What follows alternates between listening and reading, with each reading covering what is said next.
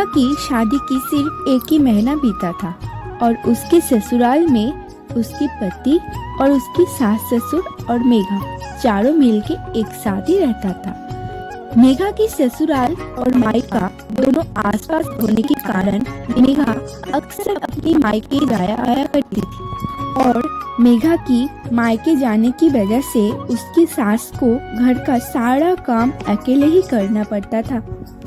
एक दिन मेघा के पति मेघा से बोला, मेघा, तुम रोज रोज अपनी मायके चली जाती हो और घर का सारा काम अकेले ही मेरी माँ को करना पड़ता है। कुछ तो ख्याल रखो अपनी ससुराल का।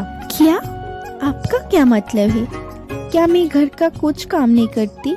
हाँ, मैं जब मायके जाती हूँ तभी उनको घर का सारा काम करना पड़ता है, बस इतना ही।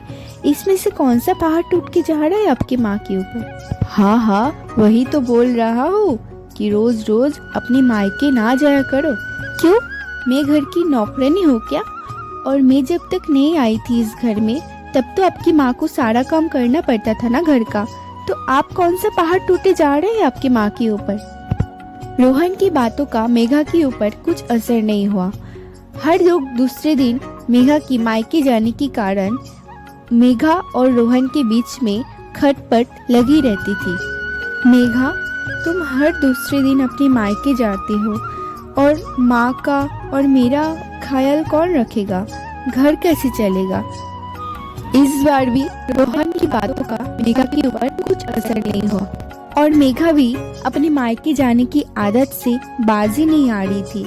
इस वजह से दोनों के बीच में खटपट और भी बढ़ती जा रही थी और मेघा भी अपने मायके जाने की आदत से बाजी नहीं आ रही थी और रोहन भी अपने टोकने से। और एक दिन दोनों के बीच में खूब लड़ाई होती है और मेघा अपनी बैग लेकर गुस्से से अपनी मायके चली गई। मेघा के पिताजी एक बेद थे। पिताजी, मैं अपनी सास और पति से बहुत तंग आ गई हूँ। मैं कुछ भी करती हूँ तो उनको तो उसमें से कमियां निकालनी आती है और तो और दोनों मिल के मुझे ताने मारती रहती है दिन भर और मुझे किसी भी तरह से अपने पति और अपनी सास से छुटकारा चाहिए बस।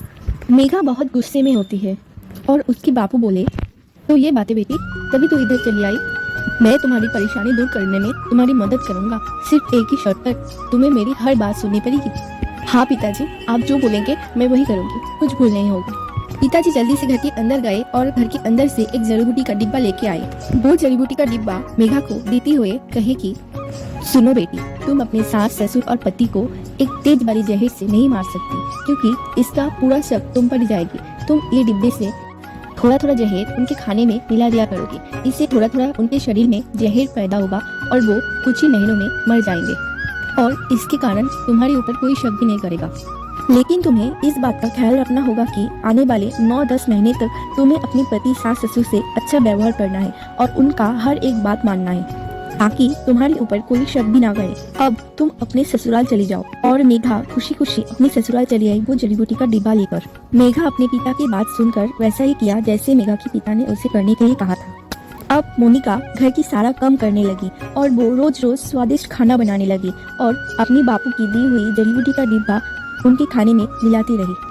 और कभी कभी मेघा को अपने पति सास ससुर पर गुस्सा भी आता था तो अपने बापू की बात याद करके अपने गुस्से को काबू कर लेती थी। 5-6 महीना ऐसे ही बीतता गया और उसके बाद मेघा की घर की माहौल अचानक से चेंज हो गया। रोहन, जो मेघा की बुराई करते करते थकता नहीं था, वो अभी मेघा की तारीफ करते हुए थकता नहीं।